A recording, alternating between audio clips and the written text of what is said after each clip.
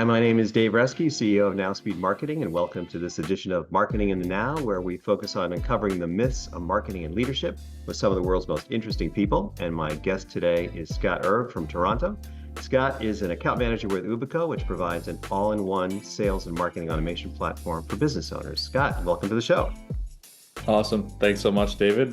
Pleasure to be here and really excited to have a chance to talk about these things with you today. Thank you. So Scott's joining us to talk about the myths around outbound marketing and specifically email marketing. And the myth that we wanted to explore today, Scott, is the myth that outbound email marketing is dead. Is that true or not true in your experience? I mean, it's definitely something that we see on LinkedIn and across different channels fairly often now. But I definitely have to go against that statement and say that it's not true for a bunch of different reasons. Number one, I mean, the statistics still show us that in a B2B sense, email marketing and outbound email is still the number one channel that businesses communicate. So it is definitely very valuable in that sense. And it also is very complementary to a number of different channels as well. I think it's important that people don't stagnate and just use a single channel to reach out to people, whether that's through inbound traditional marketing channels or through the outbound channels. It's very important to have a mixture of both. The one thing I think that has changed is that due to some restrictions that have come into the market and the ways that technology has shifted, strategy is much more important inside of that channel. And so doing things like really targeting your niche audience and making sure that the message you tailor is specific to them is extremely important. Doing things in a spammy sense where you're sending out thousands of emails in a day definitely isn't going to work the way that it might have used to. But if you're personal about your outreach and you have good intent behind your strategies, I think it can definitely be a very viable option still. Yeah, so you said a lot there, and we want to kind of unpack a few of those ideas because they're kind of big ideas, right? And I have a Yes. confession to make. So I started my agency, NowSpeed, doing email marketing back in 2003. So it's been a Oh, long time. wow. So our first client, we were doing email, we were buying lists, we were sending them out through, I don't know, some email platform. Hmm. And the open rates and the click-through rates and the conversion rates were unbelievable. And it worked really, really well. And it was a B2B tech company where it was our first client. But that's changed dramatically, right? So, I mean, the open rates, the click-through rates, I mean, I think we were seeing things 10 or 20 times better back in the early 2000s than we're seeing now. So just, in your experience, what's changed in the last 20 years in email marketing that has made open rates and click-through rates and conversion rates so much lower than they used to be? Yeah, I think it really depends on the strategy that you take. I think there's still definitely ways to have those conversions and have those opens in a very healthy place, right? But you're right that from the general kind of strategy altogether, that those numbers have dipped.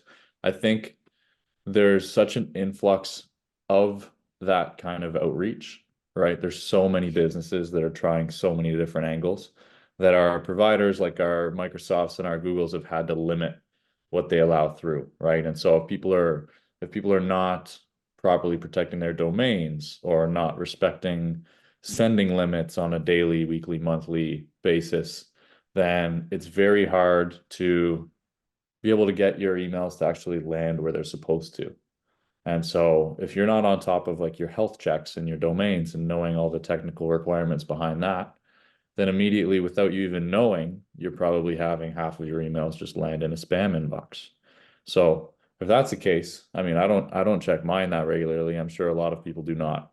And that's going to tank open rates, reply rates, click-throughs, as you mentioned.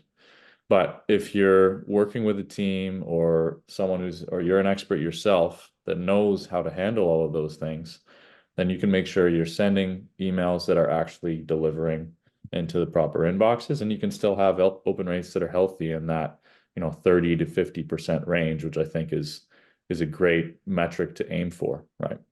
Yeah, so it sounds like there's still ways to do it well, but it's challenging because you've got Google and Yahoo and Microsoft restricting the email that goes through because we all get so much spam, right? And spam is one of the things we all hate. And so Mhm. we don't and spam to me is unwanted email. When I get an offer for something that I want, it's no longer spam, right? It's Exactly. it's something that I like and I needed to be informed of and I want to get all the time, right? So there is this challenge, right? So of well, let's start with the technical and then we'll get to the strategic a little bit because you solve kind of both issues with your solution. But let's talk about the technical side first. What are maybe the top three or four things that people need to be thinking about in terms of deliverability? What are the keys to making sure that deliverability works? Yeah, great question. I think there's definitely a few factors that go into it. So domain health, things like SPF and DKIM are settings inside your inbox that can be monitored just to ensure that you have everything in place to get that best deliverability rates. But then also the quality of the data that you're sending to is extremely important. So if your reputation as a sender has you always landing inside of dead inboxes or bouncing, if that's happening at a frequent rate, you're actually hurting your reputation as a sender and you're going to start landing into more spam or having your messages blocked more frequently. And beyond the data is actually the content inside of the email as well. So like David, if I sent you a first ever email and inside that email I had five different links and a short video clip that was playing and all of this, there's so much going on that the Google, Microsoft kind of servers are looking at that immediately feels like spam. There's too many links, there's too many things to click on. So having your initial kind of conversation with someone or outreach to someone be more of a short text-based, conversational approach allows for that reputation to build up between two people, and then you can start to share more of that content once you've had a conversation back and forth. So the actual one, the data, extremely important. Two, your technical setup of your domain is really important. And then three, I think the content actually of what you're sending is going to change your reputation as a sender and allow you to have a higher delivery rate. So making the content feel more like a natural email. Because when I just send somebody an email and it's a text-based email coming from my domain, it's going to get through, right? Unless I polluted my whole domain in some terrible way, right? But email almost always just gets through if it's a simple one-to-one kind of email. So but most people are using commercial email providers if they're doing bulk email. So there's products like Constant Contact and MailChimp that let people send, big bulk email. And some people try to use that for new contacts, right? So they upload lists, which I think violates their service agreement. So I what are believe. yeah, so what are the big mistakes people are making when it comes to trying to get new contacts, but using commercial service providers like those? I would say, like, obviously, those tools, Constant Contact, MailChimp, extremely valuable, great things to be using from a direct marketing aspect, especially with your existing contact base, people who are clients, people who are prospects, folks you've spoken to in the past that have opted into that kind of service is definitely who you want to be reaching out to using it.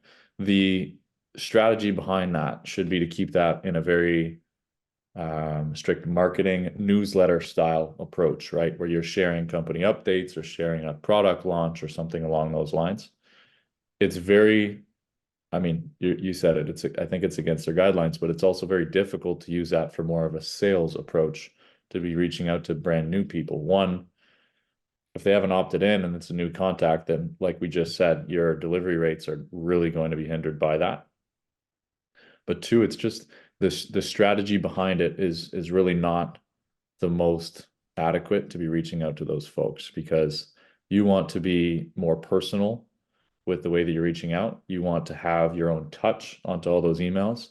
And if it's a huge list like that, you're really not segmenting the group based on their persona or based on their industry to make that message more tailored to who they are. So the way you'd reach out to someone, if you're reaching out to a business owner, the wording you're going to have inside of that email to propose what you do in business is going to be completely different than if you're talking to a marketing manager or VP of sales. Like that, it shifts completely based on who your persona is. And so using a tool that allows you to segment a little bit further and then take smaller groups and have personalized emails going out to them just allows your success rates in that to raise by a significant amount. Yeah.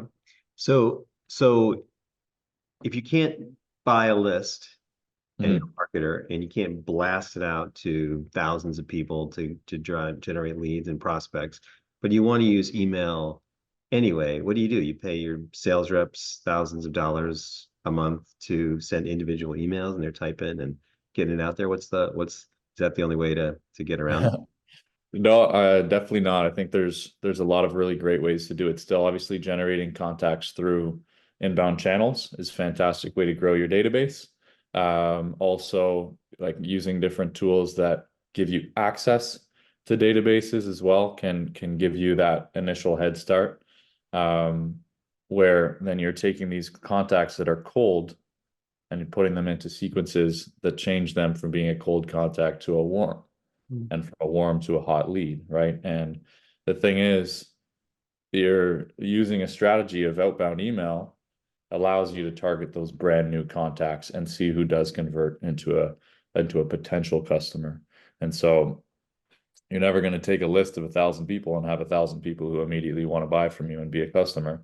But it does allow you to figure out, who are those 3-5% of people that are interested in service, are interested in having a conversation further. So there's lots of different tools out there.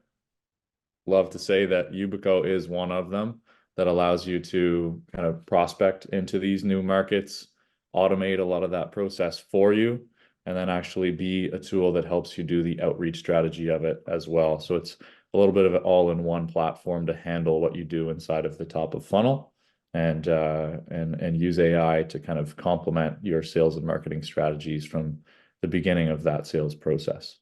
Yeah, that's cool. So it really helps get around those issues around the bulk email list, violating your user agreement, trying to jam something through constant contact. It does it in a more natural, normal way. And as I understand, it almost mimics like a natural email send that Mhm. you'd be doing, one-to-one with individuals, but you can manage it as a whole system. Is that a good way to talk about it? Yeah, yeah, absolutely. I mean, specifically in our case, what we're doing is limiting the email sends from each domain to a lower amount per day that mimics, what a reasonable person would be able to do within 8 hours of creating and writing their own personalized emails out, and then sending them in randomized intervals throughout the day as well, so that your inbox is recognizing this as really just you working hard every single day, making email your number one priority. So it mimics those natural kind of flows and allows things to get through at a very high rate. You're right about that. Yeah, that's really cool. So it's a way to kind of make email work. Talk about like how you think about the strategy. So you said there's a technical piece that we've got to solve, and we talked a little bit about that. There's also Mhm. a strategy piece that we've got to solve. What's the most important thing to think about when you're putting together an email strategy? And then how does that kind of fit in with the inbound strategy, the search strategy, the Mhm. ad strategy? Kind of how do you see email fitting in with the rest of someone's a B2B organization's, digital marketing strategy? Yeah, I think it's vital to business that you have multiple strategies working together at once, right? Taking just one channel and saying this is all we've got and we're going to work with it. I mean, power to you if you can make that work, but it's definitely a lot more difficult than having a bunch of different things work together. So the strategy inside of email in specific, I think, is all about making sure you're reaching the right people with the right message at the right time, which sounds fantastic, but is very difficult to do, right? So how do you know what that right message is? How do you know when that right time is? So the things that we can look at are as business owners or people who are pushing for growth inside of a business, what are the things that I'm typically seeing from a potential new client that is consistent in new purchases, right? Is someone always buying from me when they're hiring inside of a certain department, or right after they've opened up a new store or received funding within the last few months. So looking specifically for those signals helps you. We call that intent data or buying signals. Allows you to make sure you're reaching out to people when they're within their kind of ideal time to purchase. And then learning who is your ICP, your ideal customer profile. What is that niche market that you work the best with, and sticking within that and knowing who your buyers are. So all of those are extremely important to then target very specifically to them and give yourself the best chance. And in terms of your question was how can we make that work together with inbound channels with web? Mhm. So also very important part there is allow the data that you have from email to then flow into what you do with advertisements. Do some retargeting strategies with these same contacts. If you see someone's opened up your email a few times, then put them into your Facebook ads. If you see someone's come through your Facebook ads a few times, put them into an email strategy until they convert and have a real conversation back with you, right? If you're seeing these signals that people are warm and they're on the fence, then allow them to see you through another channel, whether that's through ads, through LinkedIn, through Facebook, whatever it may be. Just allow them to complement one another. Yeah, there's so many ways to do that now, and it takes a little bit of thought. But yeah, uploading email lists into LinkedIn or Google while Mhm. you're emailing them, and they see you in search ads, doing retargeting, as you mentioned. So those are great strategies that can make it all work together. And I totally agree with you. I think when a prospect sees you in multiple channels, they see you on search, they see you on social, they see you on organic search, they see you paid, they see you on Mhm. YouTube, see you in email. It really reinforces that you're someone they should be talking to, right? It's kind of a natural way to think about it. Absolutely. It's kind of make an email work is really critical. Now, I just had an interview with Pete Caputo, who was CEO of DataBox, and he's a big proponent of integrated marketing. And he made an interesting observation that in many analytics anal analysis, they're data box. They get a lot of data. SEO gets all the credit. And of course, we do SEO as an agency, but SEO Mhm. gets a lot of the credit. But what happens, it feels like, could be that somebody gets an email and then they do a search, right? They may not click on the email, they might do a search, or they see an ad and they do a search. So I don't know how you feel about that, but do you feel like email always gets the credit it deserves? Maybe not, but I think that might even go for all channels. There's probably sometimes, if you've got a great strategy that's all encompassing with a few different channels, at the end of the day, a conversion is what's most important, right? Is actually having a conversation with a potential customer, bringing them on board. But there's definitely times that we've seen specifically that, if somebody comes right directly to our website and then we notice that we've actually had them inside of a campaign in the past, not always do we connect those two dots until you do the research behind it, right? So there's definitely a lot of opportunities for things to slip through the cracks there in terms of how we credit these kind of things. But that's the beauty of being proactive and having multiple channels kind of work together at the same time, right? That's exactly what we want. Yeah, that makes a lot of sense. Mm. So, you've looked at a lot of data and systems within email. What should marketers really be paying attention to? Because there's so much data, right? So you're running, let's say you're doing multiple campaigns, you've got multiple email programs, you've got multiple touches every week, and you've got data like opens, clicks, click-through rate, conversions. What if you had to, say in your experience, what's the most important data they should look at? And maybe what's the least important data they should try to ignore? Interesting question. I would say, honestly, from my experience, what I think is one of the most, if not the most important things, is that delivery rate right off the jump, right? Making sure that the message that you have, and if you're going to really focus, spend your time, invest into developing a database of people that you think are potential customers, if you're losing 10 or 15% of those before you even get into their inbox, just because you're landing in spam, getting blocked, that's a extremely large kind of almost waste of resources that's happening. So knowing that you have a strategy in place to lets you get the highest percentage through in the first place and delivered means that you know at least that you're testing what your message is, you're testing your market with your product to get that critical feedback of who is interested, right? And so if you're at a very high delivery rate, then you're going to get a very real percentage back of understanding how that message is clicking with people. So I think that is the most important. Um, what's the least important? That's a maybe more difficult one. I mean, I think all aspects of data and looking at what comes back to you from your market is extremely important. So looking through the opens, looking through the clicks, that's still going to be extremely valuable to you. I know that there's some people believe, and it is definitely, there's cases of it where firewalls will automatically open emails, right?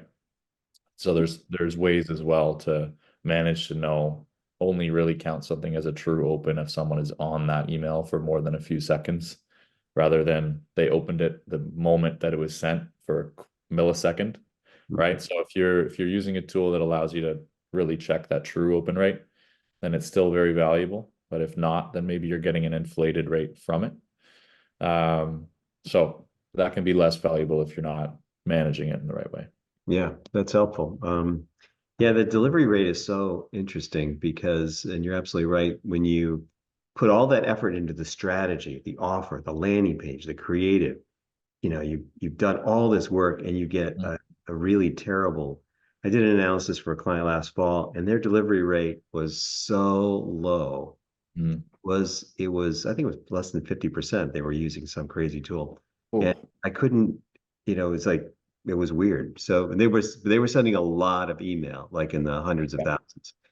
And yeah, so they were just betting on the volume. It's almost like the old adage, yeah, I'm losing money on my product, but I make it up in volume.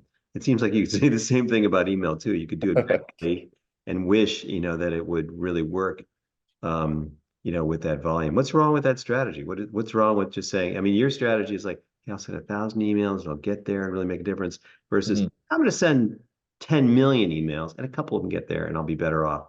Why isn't it better off to send the huge bulk?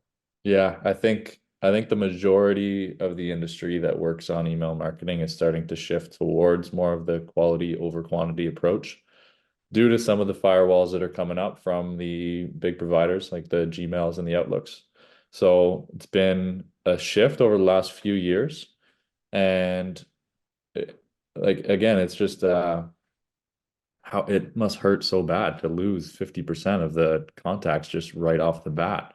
And then you're almost shooting in the dark, right? It's like you don't know if you even have the right strategy with the people that you're going after because so many of them are just blank right away. Where if you're more targeted with it, then you can take that data and look at the analytics and say, this is where we need to focus more of our time. And it allows you, in a strategic sense, to really improve your growth strategy over time in a more effective way because you know exactly who you should be targeting, what the signals that actually drive them into a conversion are, all of that, the timing and then the personalization features of the email, what really is getting people in as well. So um, when it comes down to it, what we want to improve is that line of how much we put into the top of funnel to get to a conversion. And the better those rates are, the better kind of the strategy the business is. So that's why I think we focus more on the quality side now. And it's a shift across the whole industry. Yeah, so it's really I think your message, if I had to sum it up, it's really quality over quantity. And by quality you mean technical quality, right? So your firm, you have expertise and technology that lets us do it technically better, but it's also strategic quality, right? The quality of the offer, the quality of the email, the quality of the message that us and the quality of the integrated strategy that a whole has to work together. Wow.